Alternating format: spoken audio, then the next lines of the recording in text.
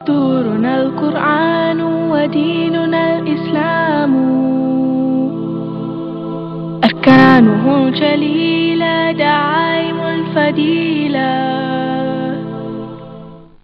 وَلَقَدْ يَسَّرْنَا الْقُرْآنَ لِلذِّكْرِ فَهَلْ مِن مُدَّكِرٍ، اور بے شک ہم نے آسان کیا قرآن نصیحت کو، پھر ہے کوئی نصیحت پکڑنے والا؟ Our guide is the Quran, our religion is Islam. 5 noble pillars upholding what is virtuous.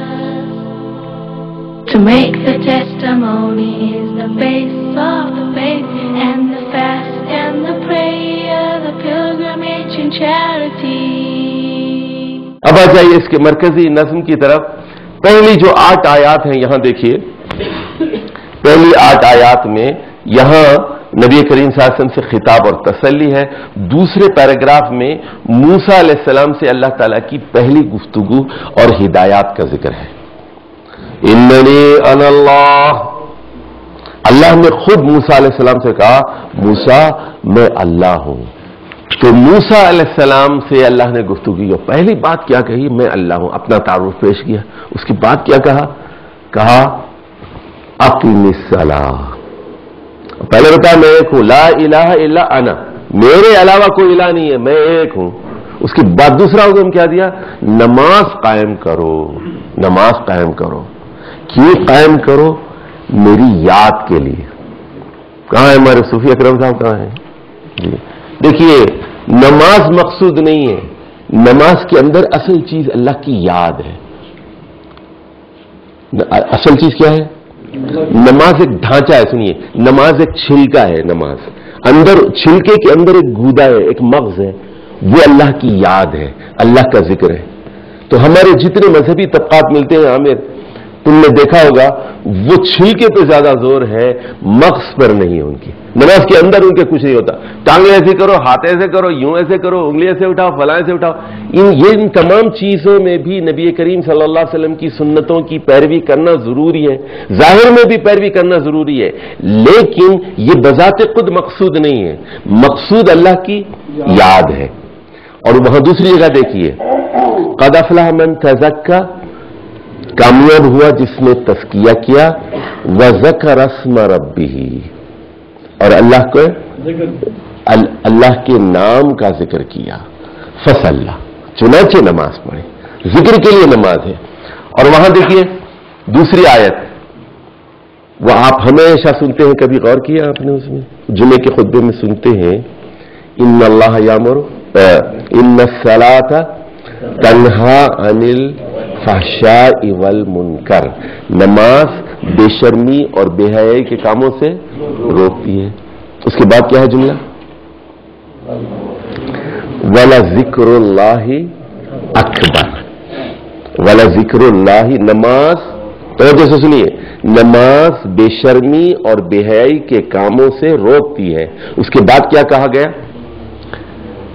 وَلَذِكْرُ اللَّهِ أَكْبَرُ، لیکن اللہ کا ذکر اس سے بھی بڑی چیز ہے۔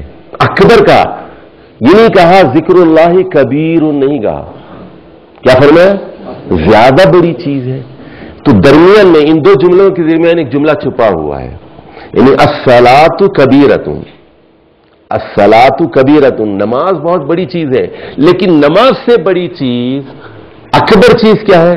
وَلَذِكْرُ اللَّهِ اکبر واللہ یعلم ما تصنعون، تمہاری ریاکاری کو اللہ اچھی طرح جانتا ہے، تمہاری 420 تصنعون کہا گیا، تم جو بہروپ بناتے ہو نماز کا، لوگوں کو دکھانے کے لیے نماز پڑھتے ہو، سب جانتا ہوں میں، اندر یاد کتنی ہے اس میں؟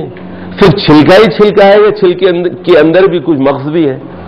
اچھا چھلکا بھی بہت ضروری چیز ہے، سن لیجیے، چھلکا جو ہے وہ مغز کی حفاظت کرتا ہے۔ اب یہ ہمارے جو صوفی اکرم صاحب ہے نا، یہ داڑھی کے بارے میں بہت زور دیتے ہیں، حالانکہ داڑھی بڑھانے میں کیا جاتا ہے ہوگا؟ تو یہ کیا ہے؟ چھلکا ہے۔ یہ اصل چیز تو اندر دل ہے نا، دماغ ہے، لیکن برتن سے جیسا محلول ہوتا ہے نا ویسا برتن ہوتا ہے اندر، برتن جو ہے اندر جیسی چیز ہوگی، پیکنگ جو ہے اس طرح کی ہوتی ہے. دیکھیے آم کی پیکنگ الگ ہے کہ کیلے کی پیکنگ الگ ہے. کیوں ہے؟ مالٹے کی پیکنگ اللہ تعالیٰ نے الگ رکھی ہے، کینو کی پیکنگ الگ رکھی ہے، اور بادام کی پیکنگ الگ رکھی ہے. عورت کا لباس الگ رکھا ہے اللہ تعالیٰ نے، مرد کا لباس الگ رکھا ہے. کیوں؟ اچھا جیسے آپ یہاں سے کراچی شیشہ بھیج رہے ہیں، اس کے اوپر کیا لکھتے ہیں؟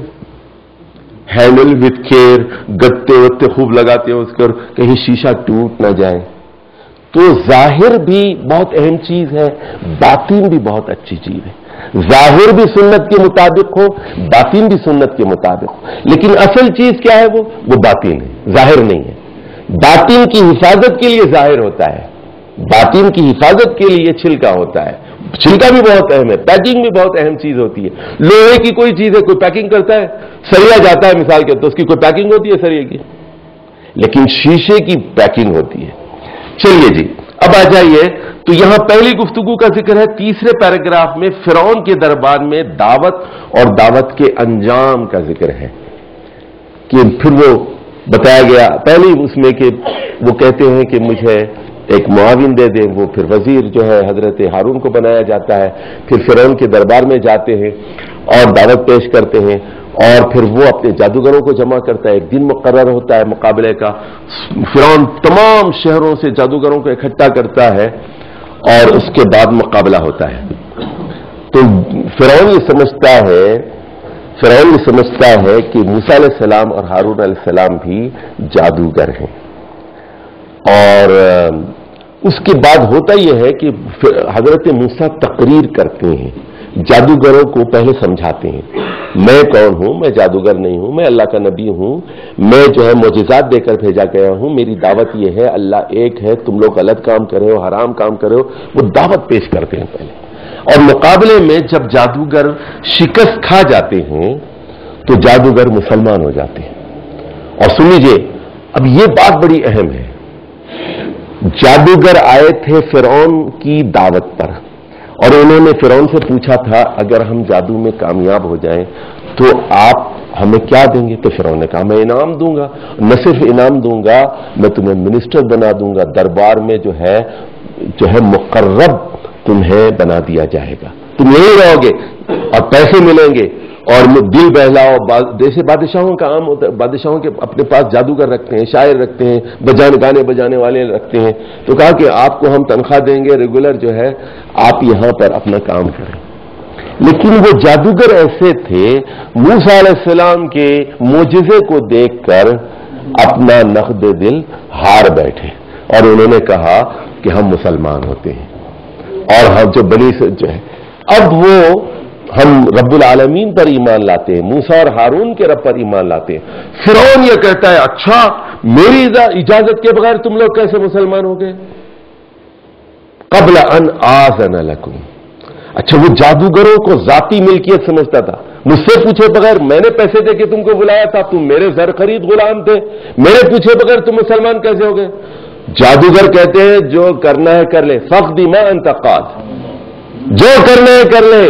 فرعون کہتا ہے کہ میں تم کو کھجور کے تنوں پہ پھانسی سے لٹکاؤں گا، میں تمہارا یہ ہاتھ کاٹوں گا، ادھر کا پاؤں کاٹوں گا، پھر یہ ہاتھ کاٹوں گا، پھر ادھر کا پاؤں جو ہے مخالف سم سے میں کاٹوں گا، تمہاری لاشیں جو ہے کھجور کے درختوں پھانسی دے کے لٹکا دوں گا.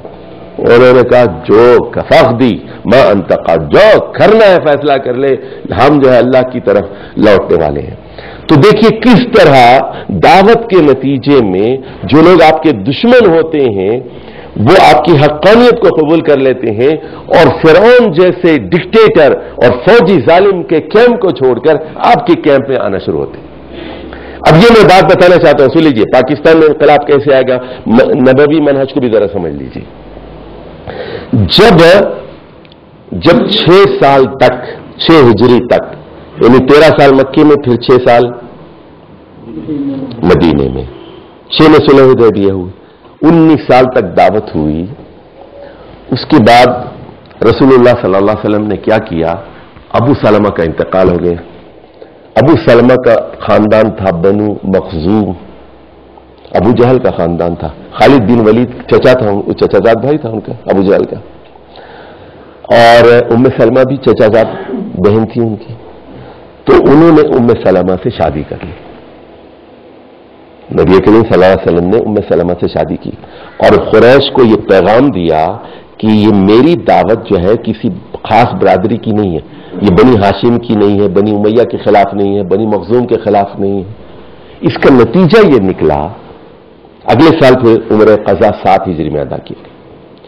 عمرہ قضا میں دیکھا کہ لوگ رسول کریم صلی اللہ علیہ وسلم سے کتنی